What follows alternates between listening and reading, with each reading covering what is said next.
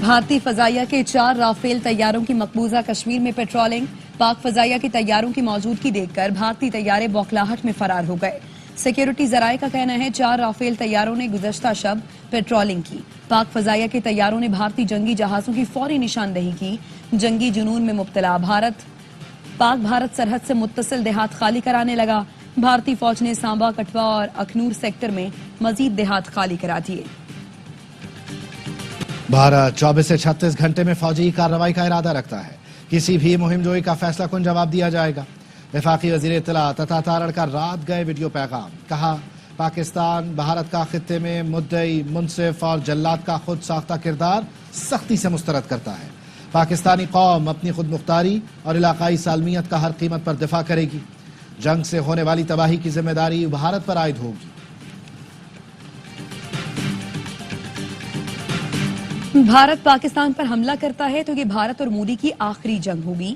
پنجاب بھارتی تسلط سے آزاد ہوگا۔ خالستان تحریک کے رہنما گرپت پنت سنگھ پنو کا کہنا ہے بھارتی پنجاب پاکستان کے ساتھ ریڑھ کی ہڈی بن کر کھڑا ہے۔ پاکستان اقوام متحدہ میں خالستان ریفرنڈم کی تحریک ڈالے۔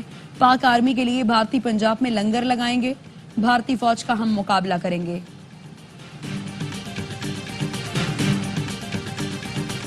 بھارت نے کوئی بے وقوفی کی کوشش کی تو وہ حشر ہوگا کہ ہمیشہ یاد رکھے گا۔ سندھ کے سینئر وزیر شرجیل نام میمن کہتے ہیں بھارت ہر چیز کا الزام پاکستان پر لگاتا ہے لیکن آج تک کوئی ثبوت پیش نہیں کر پایا۔ پہلگام واقعے سے پاکستان کا کوئی تعلق نہیں لیکن پاکستان میں ہونے والی دہشت گردی میں بھارت ملوث رہا ہے جس کے ثبوت بھی موجود ہیں۔ پاکستان پر بھارت کے الزامات بے بنیاد ہیں۔ پہلگام واقعے کی شفاف اور غیر جانبدارانہ تحقیقات کی جائیں۔ وزیر اعظم شہباز شریف کی اقوام متحدہ کے سیکرٹری جنرل سے فون پر گفتگو۔ کہا پاکستان اپنی خود مختاری اور علاقائی سالمیت کا پوری طاقت سے دفاع کرے گا۔ اقوام متحدہ نے پاک بھارت کشیدگی میں کمی کے لیے تعاون کی پیشکش کر دی۔ سیکرٹری جنرل اینٹونیو گوتریش کا بھارتی وزیر خارجہ کو بھی فون، کشیدگی کم کرنے پر زور دیا۔ ترجمان سیکرٹری جنرل کا کہنا ہے اینٹونیو گوتریش نے اقوام متحدہ کی جانب سے ہر ممکن تعاون کی پیشکش کی ہے۔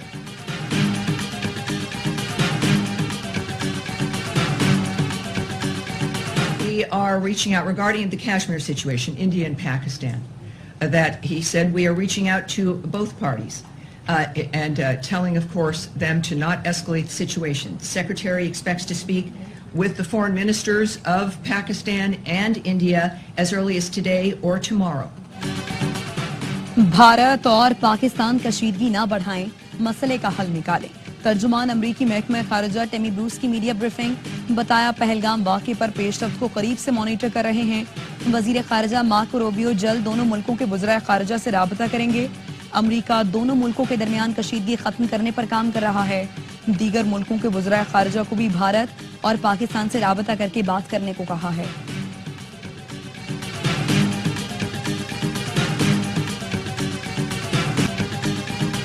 پاک فوج نے ثبوتوں کے ساتھ بھارت کی ریاستی دہشت گردی دنیا کے سامنے بے نقاب کر دی۔ D G I S P R lieutenant general Ahmed Sharif Chaudhry نے بتایا بھارت پاکستان میں شہریوں اور فوج پر حملوں میں دہشت گردوں کو بارودی مواد فراہم کر رہا ہے۔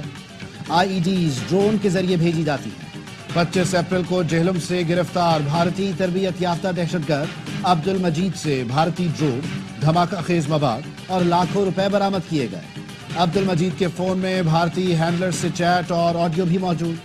24 ستمبر کو سکھویندر نے برنالہ بھیمبر میں بارودی مواد کی نشاندہی کی۔ دہشت گرد نے بارودی مواد حاصل کر کے 13 اکتوبر کو ضلع باغ میں فوجی گاڑی پر بم حملہ کیا۔ 3 جوان زخمی ہوئے۔ بم حملے کے لیے دہشت گرد کو بھارتی ہینڈلر نے 1,80,000 روپے دیے۔ عبد المجید نے پاکستان میں دہشت گردی کی 47 کارروائیاں کی۔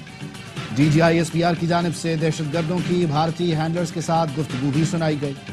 میجر سندیپ نے بارودی مواد استعمال کرنے کا طریقہ بتایا۔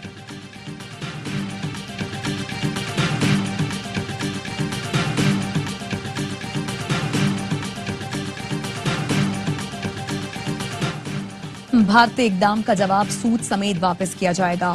پاکستان نے پہلے مرحلے میں بھارتی ویب سائٹس بلاک کر دی۔ یہ جواب اصل ہے، سود ابھی باقی ہے۔ سینیٹر فیصل وعدہ کہتے ہیں جو بھارت نے پاکستان کے ساتھ کیا تھا پاکستان نے جواب میں بھارت کے ساتھ کر دیا۔ نیو یارک ٹائمز نے مقبوضہ کشمیر کے مسلمانوں کے خلاف بھارتی مظالم کا پردہ فاش کر دیا۔ اخبار نے لکھا پہلگام فالس فلیگ حملے کے بعد مودی سرکار کی مسلمانوں کے خلاف مہم تیز کر دی. مقبوضہ کشمیر میں ہزاروں مسلمان زیر حراست ہیں, گھر تک مسمار کر دیے گئے ہیں. مقبوضہ کشمیر میں کریک ڈاؤن پر انسانی حقوق تنظیموں نے تشویش کا اظہار کیا. ہیومن رائٹس واچ کی deputy director Asia Meenakshi Ganguly نے کہا پہلگام حملے کو اقلیتوں پر انتقامی کارروائیوں کے لیے جواز بنا کر استعمال نہیں کیا جانا چاہیے. مقبوضہ کشمیر آئے بھارتی سیاحوں نے مودی سرکار کو آئینہ دکھا دیا. کہا کشمیریوں کا دل پاکستان کے ساتھ دھڑکتا ہے. مقبوضہ وادی کے کشمیری پاکستان سے بہت محبت کرتے ہیں.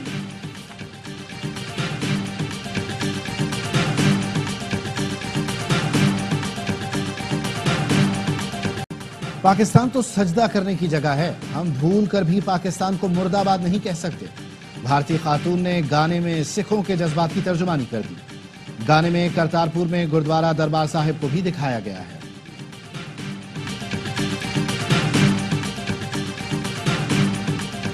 پورا سال میں کرنٹ اکاؤنٹ سرپلس ہوگا. ہمارا ریونیو اور ایکسپینڈیچر ہے اس میں ایک سرٹن لیول اور ڈسپلن آ چکا ہے. Inflation obviously has been a very good story کہ انشاءاللہ یہ IMF کا آخری پروگرام ہوگا. اسٹرکچرل ریفارمز کریں تو IMF کا موجودہ پروگرام آخری ہو سکتا ہے. وزیر خزانہ محمد اورنگزیب کی FPCCI میں تاجروں سے گفتگو. کہا ملک میں جو میکرو اکنامک استحکام آیا اس کی مثال نہیں ملتی. کرنٹ اکاؤنٹ خسارے اور پالیسی ریٹ میں کمی ہوئی. ٹیکس اتھارٹی میں ریفارمز کر رہے ہیں. اب ہمارے پاس گنجائش نہیں ہے. ہر سیکٹر کو ٹیکس دینا ہوگا. توانائی سیکٹر میں ہم درست سمت میں جا رہے ہیں. Digital nation Pakistan act digitalization کے فروغ کے لیے اہم ہے. سرمایہ کاروں کے لیے سازگار ماحول فراہم کرنا ترجیح ہے. وزیر آئی ٹی شیزا فاطمہ کا digital foreign direct investment forum کے اختتامی سیشن سے خطاب. سیکرٹری جنرل ڈیجیٹل تعاون تنظیم دیما الیاحیہ نے کہا پاکستان کی معیشت بہتری کی جانب گامزن ہے. یہاں سرمایہ کاری کے بے پناہ مواقع موجود ہیں. اور بوکھلاہٹ کے شکار مودی سرکار اور بھارتی میڈیا کا پاکستانی دریا خشک ہونے کا پروپیگنڈا.